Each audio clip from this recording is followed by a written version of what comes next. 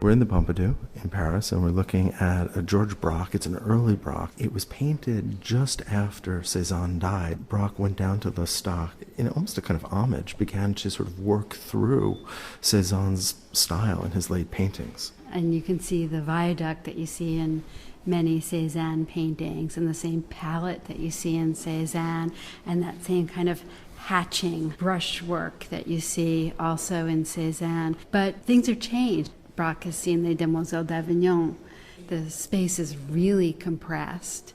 His meeting Picasso and seeing how Picasso is, in a sense, filtering Cézanne, not to mention other artists, including Matisse at this point, is having an impact here. It's these paintings that Braque is bringing back that Picasso sees that really pushes Picasso forward. You're talking about a compression. That ridge wants to be in the background, but it also pushes forward in some really aggressive ways, and the sky above it seems to push forward even more in some ways, so that the entire canvas seems to crest up and towards us. And the buildings in the foreground seem to, in a way, crest up and back, so that the viaduct in the background and the houses, it feels like there's no middle ground. Right, so how does he pull that off? I see a lot of reduction to geometric forms.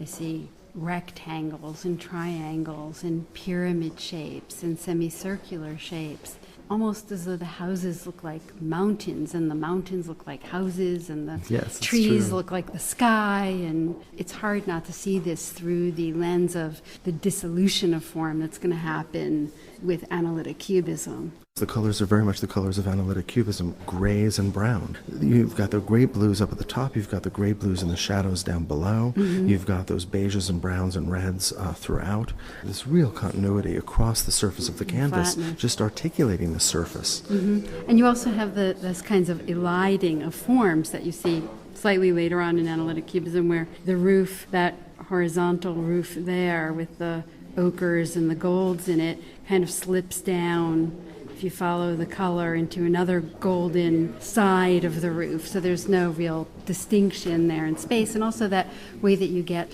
sort of modeling with some black outlining, very much, again, analytic cubism. So that kind of eliding of one form to another is something that's seen as a key characteristic of Cézanne and is often referred to in his work as passage, and the way in which it opens up the geometry of that structure. We were talking a moment ago about the nature of surface and the presence of surface here. And it's not just from the brushstroke, it's not just from the overall color, but it's also from the arbitrary. Look at the green brushstrokes on the center left, or look at the beige brushstroke that's in the upper right. These are reminders that we're looking at a two-dimensional surface, this refusal of space.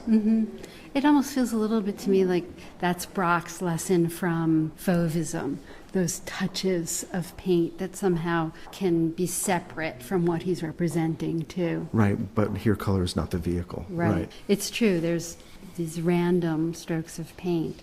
The whole thing feels so rough and unfinished in a way, the way that Cézanne often feels unfinished. This is an exploration, in no way meant to be a finished thing, so much as a step toward. And a working through of Cézanne after his death.